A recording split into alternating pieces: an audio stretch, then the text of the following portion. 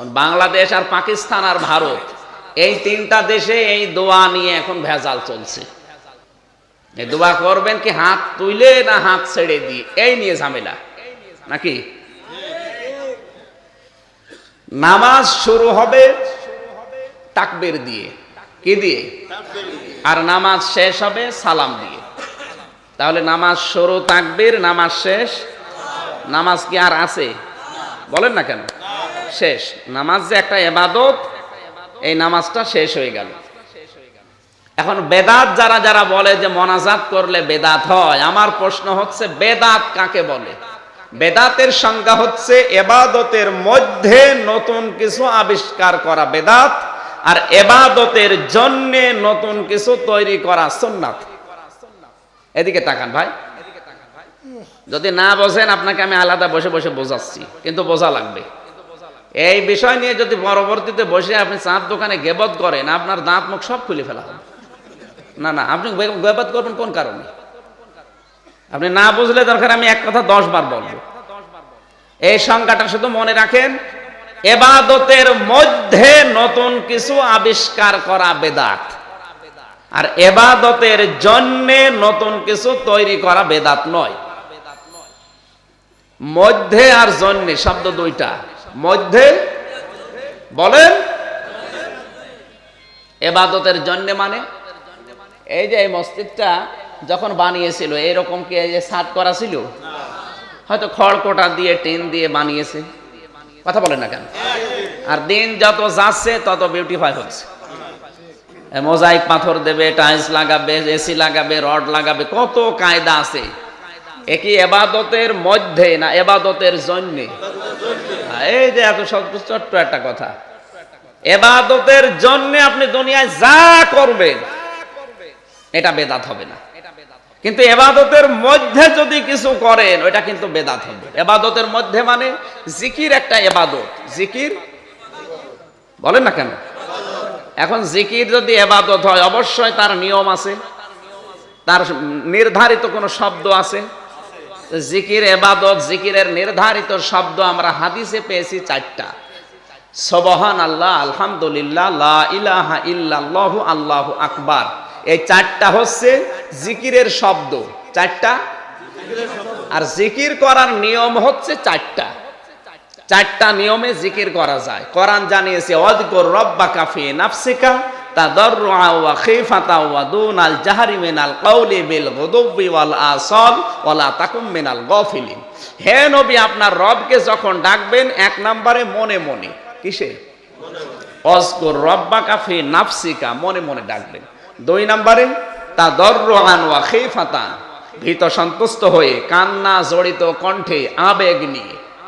3 নম্বরে দুনাল জাহরি মিনাল কাওলি, উচ্চ আওয়াজ বাদ দিয়ে। কোরআনের একটা একটা শব্দ যদি বোঝেন 500 রাকাত নফল নামাজের সওয়াব পাবেন। খালি চেষ্টা করেন বোঝার। তাহলে জিকিরের শব্দ পেলাম কয়টা? জিকিরের সিস্টেম পেলাম কয়টা? 4টা। এটা ইবাদত। এটা কি? এর বাইরে যদি কেউ নতুন করে কিছু তৈরি করে ওইটা কিন্তু বেদাত। তাহলে এই 4টা শব্দের বাইরে যত শব্দ দিয়ে বাংলাদেশে জিকির হয়, যেমন হু হু, একই জিকির, কি? বেদাত। এটা কি? এরপরে যে 4টা নিয়ম বললাম, মনে মনে, ভীত সন্তুষ্ট হয়ে, কান্না জড়িত কণ্ঠে, উচ্চ আওয়াজ বাদ দিয়ে। এই 4টার বাইরে যারা আজ লাভ ঝাপ দেয়, গাছে ওঠে, তাহলে এইটা কি ইবাদত না বেদাত? চট্টগ্রামে একবার আমি ছিলাম মাঝভান্ডারিতে, মাহফিল ছিল পাশে ফটিকছড়ি। ওখানে গিয়ে দেখে এক লোক লাফাচ্ছে।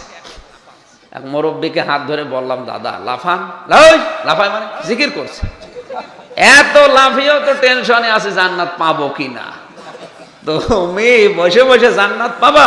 জান্নাত যদি পেতে চান লাফাও। আমারে বলছে লাফা। মুরব্বী মানুষ, তারপরে ওকে যে এই যে টেনশন, যে যত লাফাবি তত তাড়াতাড়ি জান্নাত পাবি, এই টেনশন দিল কে? না না, ওর পীর সাহেব দিয়েছে।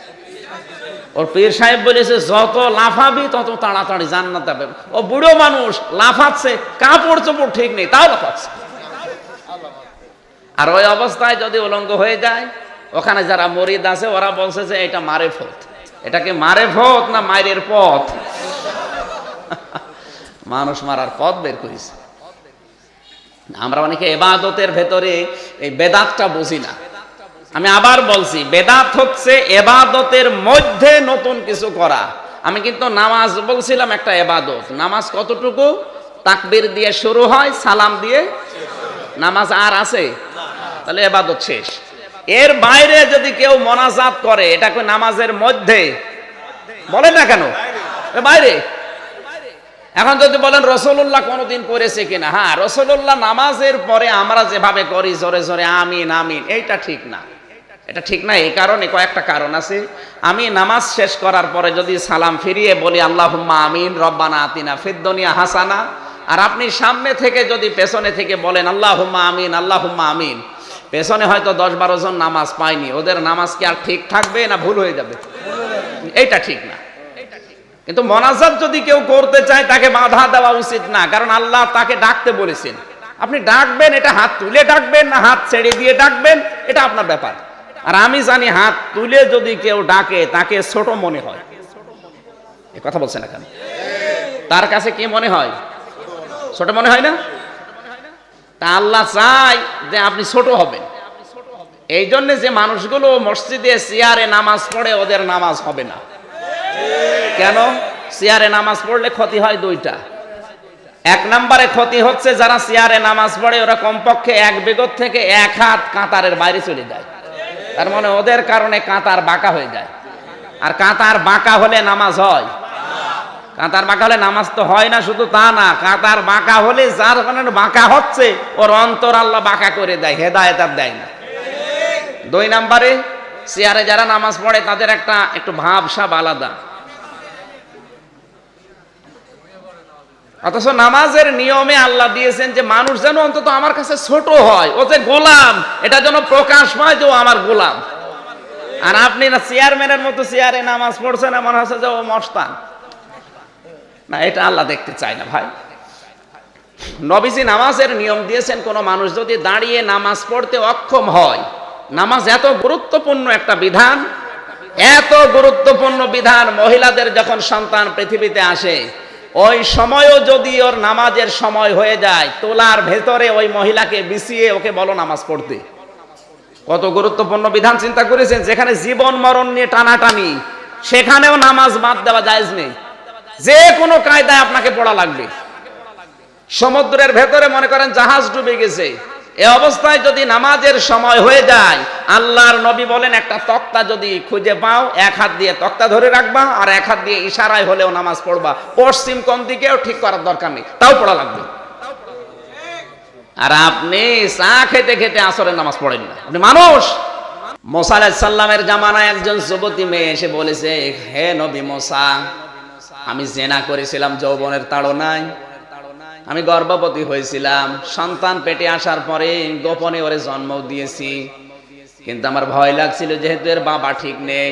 আর যারা দুনিয়ায় অবৈধ এরা বড় হওয়ার পরে আল্লাহর কিতাবের বিরুদ্ধে লেগে যায়। যারা অবৈধ সন্তান এরা আল্লাহর আসমানি কিতাবের বিরুদ্ধে উচ্চারণ করে বেশি। কথা বুঝতেছেন? এটা প্রমাণ হয়ে গেছে আগে। যারা পৃথিবীতে অবৈধ সন্তান তাদের 9টা চরিত্র আছে। কয়টা?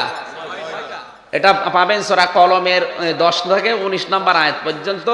এখানে 9টা চরিত্রের কথা আছে যারা অবৈধ সন্তান দুনিয়ায় তাদের। তার 1 নম্বরে ওরা আসমানি কিতাবের বিরোধী হয়।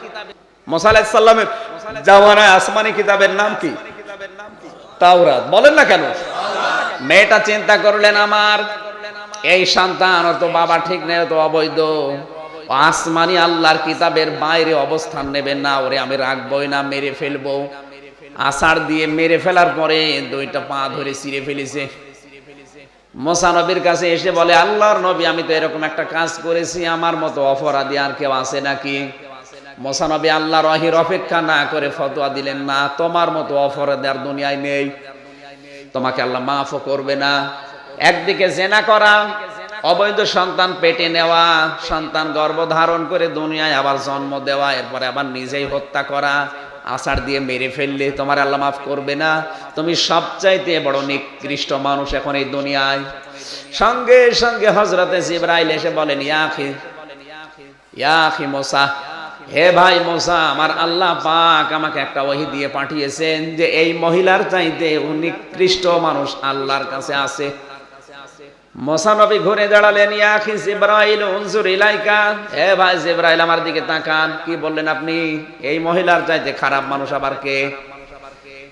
ফেরেশতা জিবরাইল বলে, মুসা নবী এই কথাটা জানাতে আল্লাহ আমাকে পাঠিয়েছে যে এই মহিলার চাইতে নিকৃষ্ট মানুষ আল্লাহর কাছে তারা যারা সুস্থ থাকার পরেও নামাজ পড়ে না। তার মানে নামাজ না পড়া মানুষ হত্যা করার চাইতেও খারাপ কাজ, নামাজ না পড়া জেনা করার চাইতেও খারাপ কাজ। না, এই দোষটা শুধু যারা নামাজ পড়ে না আমি তাদের দেই না। ফজরের নামাজে মানুষ বেশি হয় না কম হয়? কম হলে আমরা কি বলি যে এলাকার মানুষ নামাজ পড়ে না, আসে না?